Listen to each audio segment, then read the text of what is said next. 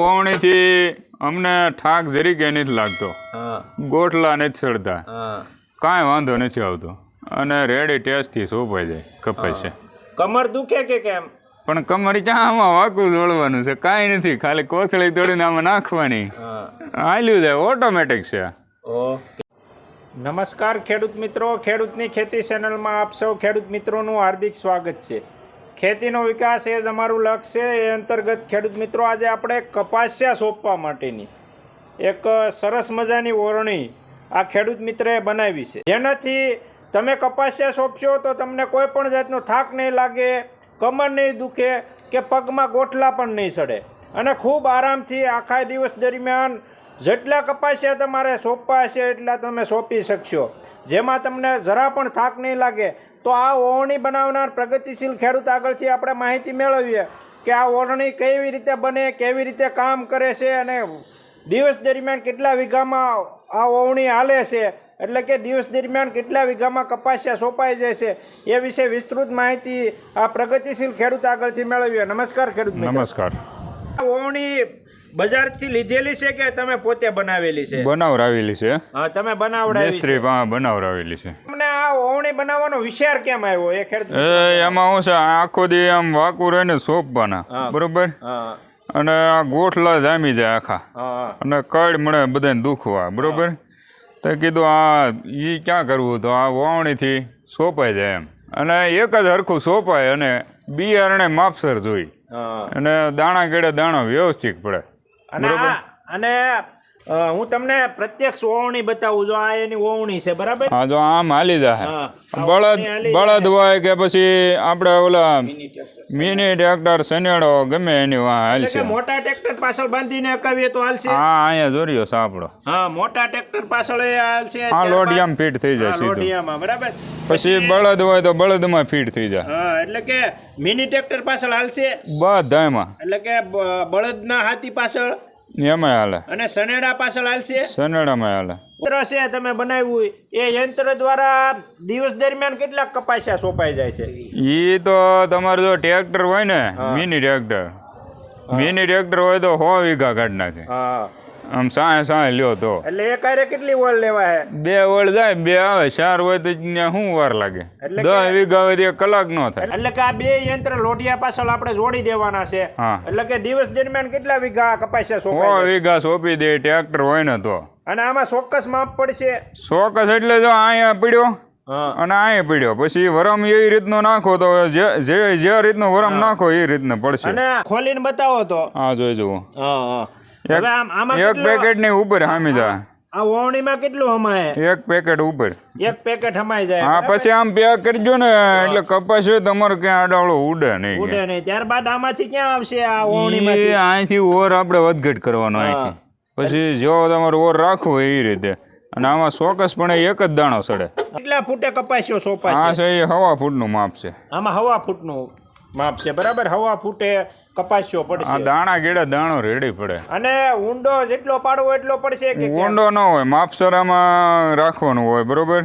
આ જરી માપ લઈશું, સહેજ જ મોરડી બુડે ને એમ, બરોબર. અને માપસર જ રાખવાનું, બહુ ન હોય. હવે ઈ ઊંડો કેટલો પાડવો હોય એના દ્વારા આપણે કંટ્રોલ, ઈ તો આઈડિયલી ઉપર કંટ્રોલ કરવાનું હોય. અને કેવું વધઘટ રાખવું, તમારી જમીન કેવી છે એ પ્રમાણે રાખવાનું હોય. તમને હું ખૂબ નજીકથી બતાવું આ યંત્ર. ખેડૂત મિત્રો, આ વાવણીમાં જાય ત્યાંથી આ વરમમાં જાય, ત્યાંથી નીચે કપાસિયો આવશે. આમાં થઈ અને નીચે કપાસિયો આવશે, બરાબર. અને પાછળ ઢકાવવા માટે આપણે મોળું છે, હકાવીને બતાવો તો થોડુંક. જો આ રીતના હાલશે, બરાબર. તમને હું બતાવું, આ રીતે હાલશે. જો શક્કર ફરતું જાય, જો તમને બતાવું આ રીતના. કપાસિયાના બિયારણનો બગાડ થશે કે બગાડ હસોડો નહીં, એક દાણો જ જાહે.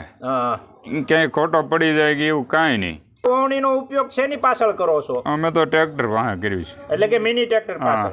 અને એક દિવસમાં કેટલા વીઘા ઓછામાં ઓછું સોંપાઈ જાય છે? અમારે 50 વીઘા હતું, બરોબર, વાવેતર. એટલે અમારે બપોર થતું. બપોર થાય ત્યાં 50 વીઘામાં તમે સોંપી દેતા, બરાબર. અને આ વાવણીથી આપણે કપાસિયા સોંપીએ, એમાં ઉગવાની ટકાવારી કેવી રહે છે? રેડી ઉગી જાય બધા ઉગી જાય છે, કારણ કે આમાં દાણા કીડે દાણો ને હરખું જ આમાં કંટ્રોલ રાખવી અને આનાથી ઢકાતું જાય ધૂળ. એક ધ્યાન રાખવું પડે કે વાહે લેવી ને તો એ ઊંચું લઈ લેવાનું, નકર અહીંથી જામ થઈ જાય ગારો. પાછળ લેતી વખતે આપણે અહીંથી ગારો છોડી જાય ને. ઘરનું નામ જણાવો ખેડૂત મિત્રો. ઓટોમેટિક ઓવણી કપાસિયાની. આ ઓવણીનો ઉપયોગ આપણે કોરામાં કરી શકશું કે ભીનામાં? કોરામાં થાય. કોરામાં આપણે રેડી જમીન હોય ને ઢેફા બેફા વગરની, કોરામાં થાય. થોડું ભીનું હોય તો ભીનામાં કેવું વધારે સારું રહે. અને આ ઓવણી કોરામાં હાલે કે ભીનામાં હાલશે? બે માં હાલશે. હવે આ ઓવણી થી કપાસિયા સોંપશો તો ફાયદો કેવો રહેશે? એ તો દાણો ફાટી જાય, આમાં કઈ જોવા પણ નહીં રહે, અને એક હરખો જ દાણો પડશે. અને મજૂરની જરૂરિયાત પડશે કે કેમ? નહીં, આમાં તો ખાલી એક જણો જ જોઈ, ટ્રેક્ટર હાંકવા વાળો. એટલે ફટોફટ અને સેટિંગ હરખો આવી જાય એટલે જોવા પણ નહીં પછી. આ ઓવણીના ઉપયોગમાં કેટલા મજૂરની જરૂરિયાત પડશે? કોઈની જરૂર ન પડે, એક જણો ટ્રેક્ટર હાંકવા વાળો બસ. ટ્રેક્ટર હાંકવા વાળો એક. પછી બળદ હોય તો એક જણો બળદ હાકે બસ.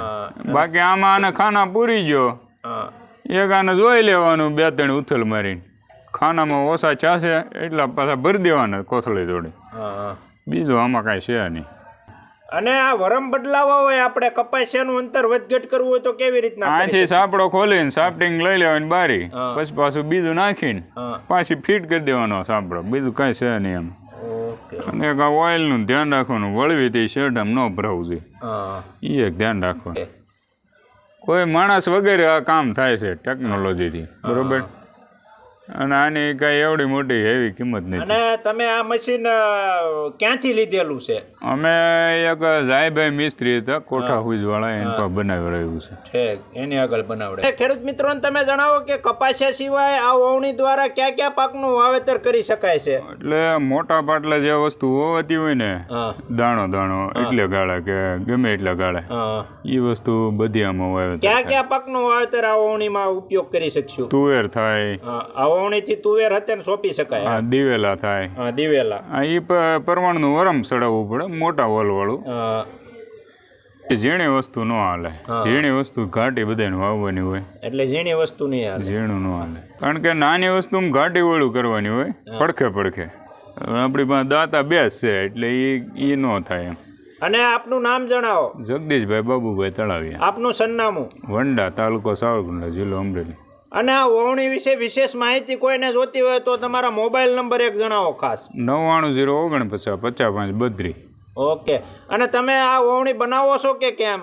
નહીં, આપણે ભાઈ બનાવતા નથી, આ તો ભાઈ બનાવરાવી હતી અમે. હા. જો મિત્રો તમને અમારો આ વિડીયો પસંદ આવ્યો હોય તો લાઈક કરો, શેર કરો અને કમેન્ટ કરો તથા અમારી ચેનલને સબસ્ક્રાઈબ કરો. Thank you.